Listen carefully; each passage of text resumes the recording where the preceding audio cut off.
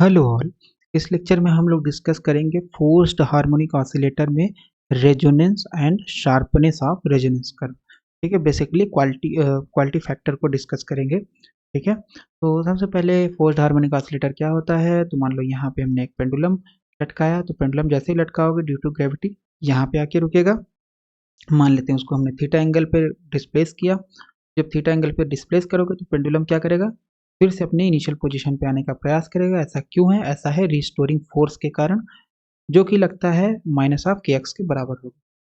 ठीक है, फिर अब मान लेते हैं कि पेंडुलम एक मीडियम में मोशन कर रहा है, तो मीडियम क्या करेगा, पेंडुलम के मोशन का अपोज करेगा, यानी मीडियम पेंडुलम को रेजिस्टेंस प्रोवाइड करेगा। तो यहाँ पे मीडियम के द्वारा पेंडुलम के ऊपर एक फोर्स लगेगा जिसको बोलते हैं रिटार्डेड फोर्स, और ये होता है वेलोसिटी। मतलब इस पेंडुलम की वेलोसिटी को मीडियम क्या करेगा, डिक्रीज करेगा। ठीक है, फिर इसके बाद है आपके पास, अगर मान लो कि हम इसको बाहर से एक फोर्स प्रोवाइड करें, एक फोर्स पेंडुलम को क्या कर रहे हैं, बाहर से प्रोवाइड कर दें, तो एक फोर्स आपके पास होगा एफ एक्सटर्नल, ये हो जाएगा F zero sine P T. Force provide करने की जरूरत क्यों पड़ी? क्योंकि मीडियम में डैम्पिंग है, और डैम्पिंग काम क्या करेगा, पेंडुलम के मोशन को धीरे धीरे करके रोक देगा। पेंडुलम का मोशन रुक जाएगा आफ्टर सम टाइम। डैम्पिंग नहीं होती तो इनफाइनाइट समय तक चलता रहता है ना। तो एफ एक्सटर्नल हो गया। तो टोटल पेंडुलम के ऊपर फोर्स जो लगेगा वो हो जाएगा एफ रिस्टोरिंग, फिर F retarded, okay F retarded, फिर एफ रिटार्डेड के बाद आपके पास आ गया एफ एक्सटर्नल। ठीक है, एफ एक्सटर्नल हो गया। तो ये टोटल फोर्स है, टोटल फोर्स होता है मास time acceleration, Newton second law. ठीक है, एफ रिस्टोरिंग माइनस के x, F retarded minus gamma D x by D T, F external F zero sine P T. ठीक है, तो माइनस वाले टर्म को एक साइड लाओ तो ये हो जाएगा M D two x upon D T square plus gamma D x by D T plus K X बराबर F zero sine P T. ठीक है, इतना हो जाएगा। तो ये आ गया आपके पास। तो अगर हम m से डिवाइड करते हैं दोनों साइड में, तो d two x upon D T square plus gamma upon m d x by D T plus k upon m x f zero upon m sine P T. ठीक है, तो d two x upon D T square को हम notation में लिखते हैं x double dot, gamma by m को हम लिखते हैं two b, d x by D t को एक बार टाइम डिफरेंस तो एक dot, K upon M natural frequency omega not square है एक्स, और एफ जीरो अपॉन एम को हम स्मॉल एफ जीरो लिखते हैं साइन पी टी। ठीक है, इतना होता है। तो ये बेसिकली क्या है, ये है standard differential equation of forced harmonic oscillator. तो इसका कुछ सोल्यूशन होगा। इसका जो सोल्यूशन होता है वो होता है ए साइन, इसको बोलते हैं steady state solution, a sine P t minus theta. ठीक है, ये क्या होता है, a sine P t minus theta. लेकिन इस इक्वेशन, इस डिफरेंशियल इक्वेशन ना तो ए है ना तो थीटा है, तो इसका मतलब ए कुछ होता है। और ए की वैल्यू जब हम इसका सोल्यूशन निकालते हैं तो हमें पता है कितना आता है, एफ जीरो अपान एम, और ये हो जाएगा under root omega not square minus P square का whole square plus plus four b square, p square under root के अंदर ही है। ठीक है, और थीटा जो होता है वो इस इक्वेशन टेन थीटा से रिलेटेड है, जो कि two B P omega not square minus P square होता है। तो ये आपके पास आ गया सोल्यूशन। और सोल्यूशन में जहाँ पे ए जो है वो एम्पलीट्यूड ऑफ ऑसिलेशन, मतलब कितना इसका ऑसिलेशन हो, कितना दूर है ये, कितना एम्पलीट्यूड होगा, है ना। और a sine P t minus theta, theta क्या है, फेज डिफरेंस है, जो आप एक्सटर्नल फोर्स लगा रहे हो और जो ऑसिलेटर रिस्पॉन्ड करेगा, मतलब ऑसिलेटर का जो डिस्प्लेसमेंट होगा उन दोनों में क्या होगा। अगर आप किस डायरेक्शन में फोर्स लगा रहे हो, आप ऑसिलेटर किस डायरेक्शन में डिस्प्लेस हो रहा है। ठीक है, तो वो थीटा है। तो ये हमारे पास पूरा सोल्यूशन आ गया डिफरेंशियल इक्वेशन का। तो इस लेक्चर में हम लोग क्या डिस्कस करना चाहते हैं, इस लेक्चर में हम लोग डिस्कस करना चाहते हैं बेसिकली, तो मैं मिटाना चाहूँगा। तो इस लेक्चर में हम लोग डिस्कस करना चाहते हैं वो ये है कि अगर हम ए को प्लॉट करें तो हमें पता है ए कैसे जाएगा।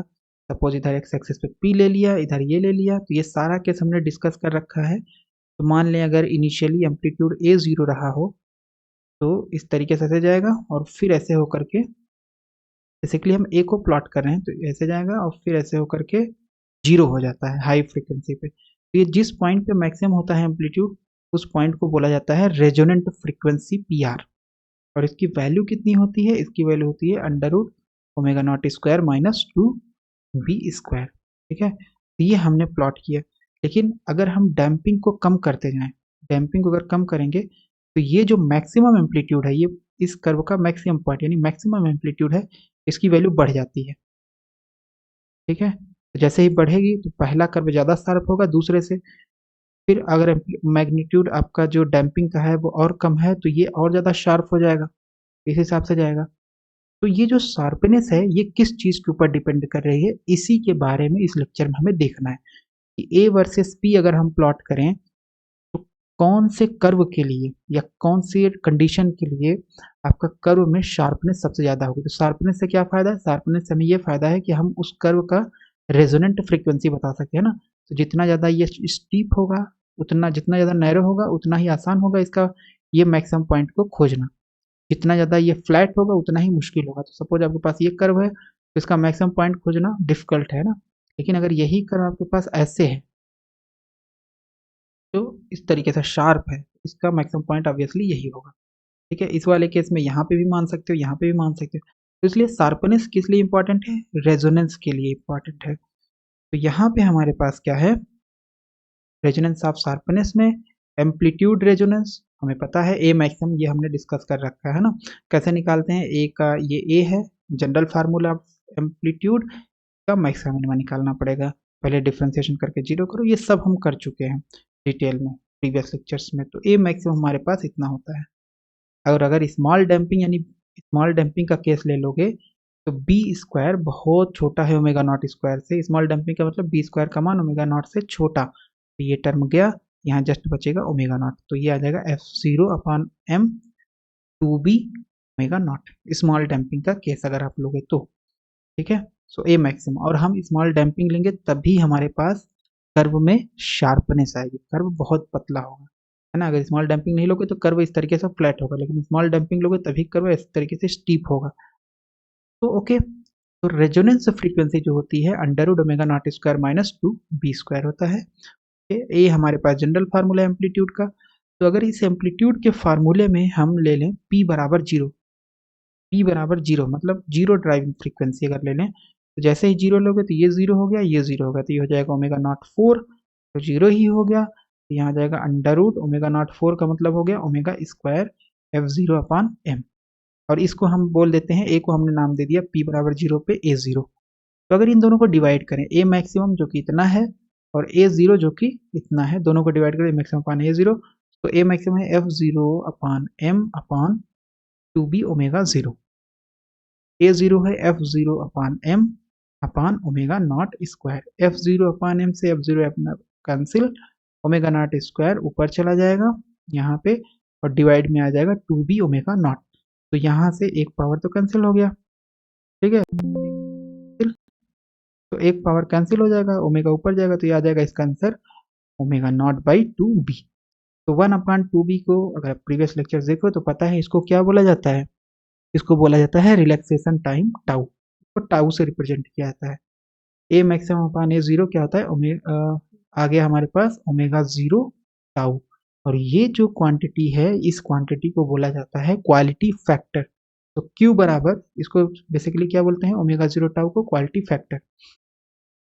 तो a maximum upon a zero कितने के बराबर आ गया, क्वालिटी फैक्टर। तो इसका मतलब अगर मीडियम में डैम्पिंग जीरो है तो जब एम्पलीट्यूड ए जीरो होगा, और maximum amplitude, maximum amplitude divided by zero damping amplitude, इन दोनों का जो रेशियो होता है फोर्स्ड हार्मोनिक ऑसिलेटर में, वही फोर्स्ड हार्मोनिक ऑसिलेटर का क्वालिटी फैक्टर होता है। तो क्वालिटी फैक्टर क्या होता है, natural frequency multiplied by relaxation time, Q बराबर ओमेगा जीरो टाउ, जहाँ पे टाउ क्या है वन अपॉन टू बी, जहाँ पे बी क्या है, टू बी क्या है gamma upon M, two B क्या है गामा अपॉन एम, गामा क्या है डैम्पिंग कोफिशिएंट या रेजिस्टेंस।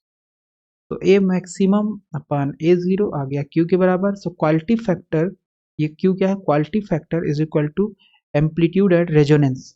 ए मैक्सिमम क्या है, रेजोनेंस पे एम्पलीट्यूड, यानी जो ड्राइविंग फ्रीक्वेंसी का मान पी आर है उस केस में रेजोनेंट फ्रीक्वेंसी, और रेजोनेंट फ्रीक्वेंसी पे ए का मान, और ये है आपके पास एम्पलीट्यूड जीरो ड्राइविंग फ्रीक्वेंसी पे। ठीक है, तो यही निकाला था हमने, पी बराबर जीरो, यस पी बराबर जीरो, नॉट डैम्पिंग जीरो है, सो ये क्या है पी बराबर जीरो पे। Sorry, so this is P बराबर 0 पे जो एम्पलीट्यूड होगा वो A0 है, और पी बराबर पी आर पे यानी रेजोनेंट फ्रीक्वेंसी पे आपके पास एम्पलीट्यूड ए मैक्सिमम है। तो वही चीज़ है quality factor amplitude at resonance divided by amplitude at zero driving frequency, P बराबर 0 पे एम्पलीट्यूड और पी बराबर रेजोनेंट फ्रीक्वेंसी पे एम्पलीट्यूड।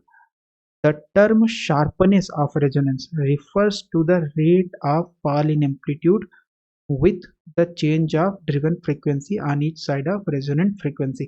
कहने का क्या मतलब है? कहने का मतलब वही है। तो ये आपके पास, तो यहाँ पे आपके पास एक्स एक्सिस सॉरी वाई और ये एक्स एक्सिस, तो ये हो गया पी और ये हो गया ए। सपोज आपने प्लॉट किया, ये करवाया ए का, ठीक है, ये आएगा, ठीक है। अगर डैम्पिंग कम होगी तो कर्व ये आएगा, तो सबसे ज़्यादा किसमें स्टीपनेस है? ऊपर वाले में।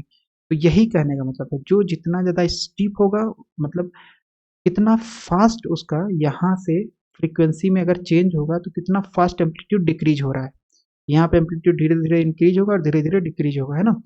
इस केस में क्या है, बहुत तेजी से एम्पलीट्यूड डिक्रीज हुआ। इतना तेजी से एम्पलीट्यूड डिक्रीज हो रहा है विद फ्रीक्वेंसी, वही बताता है कर्व की शार्पनेस। तो व्हेन डैम्पिंग इज लो, तो ये डैम्पिंग लो होगी तो पीक ऊपर बढ़ता चला जाएगा और कर्व पतला होता चला जाएगा। When damping is low the response curve falls off very rapidly on either side of resonant frequency. तो ये रेजोनेंट फ्रीक्वेंसी होता है, इसी पॉइंट पे मैक्सिमम होता है कर्व। तो रेजोनेंट फ्रीक्वेंसी के इधर भी बहुत तेजी से गिरेगा और इधर भी बहुत तेजी से गिरेगा। किस केस में? जब डैम्पिंग का मान कम हो। और डैम्पिंग का मान अगर ज़्यादा है, इधर बहुत आसानी से गिरेगा, धीरे धीरे गिरेगा, इधर भी कर्व का मान बहुत धीरे धीरे जीरो की तरफ जाएगा। The resonance curves falls off very slowly on either side and resonance is flat. क्या बोलेंगे? जब आपका डैम्पिंग ज़्यादा होगा तो कर्व में क्या आएगी? एक फ्लैटनेस आएगी। In this case, it is very difficult to get an exact point of resonance। ठीक है, तो हमारे पास क्या है? हमारे पास दो कर्व है, मान लेते हैं इनिशियली। अब यहाँ से भी आप इसको ड्रॉ कर सकते हो। तो इनिशियली अगर एम्पलीट्यूड A0 था तो यहाँ से बनता, लेकिन अगर इनिशियली एम्पलीट्यूड 0 है तो कर्व कैसे बनेगा? तरीके से जाएगा, लो डैम्पिंग के केस में और हाई डैम्पिंग के केस में ये पिंक कलर से जो दिख रहा है, ठीक है। तो हाई डैम्पिंग में आपका कर्व का रेजोनेंस फ्लैट होगा और इसमें रेजोनेंस कैसा होगा? लो डैम्पिंग के केस में शार्प होगा। और ये मैक्सिमम किस पॉइंट पे होगा?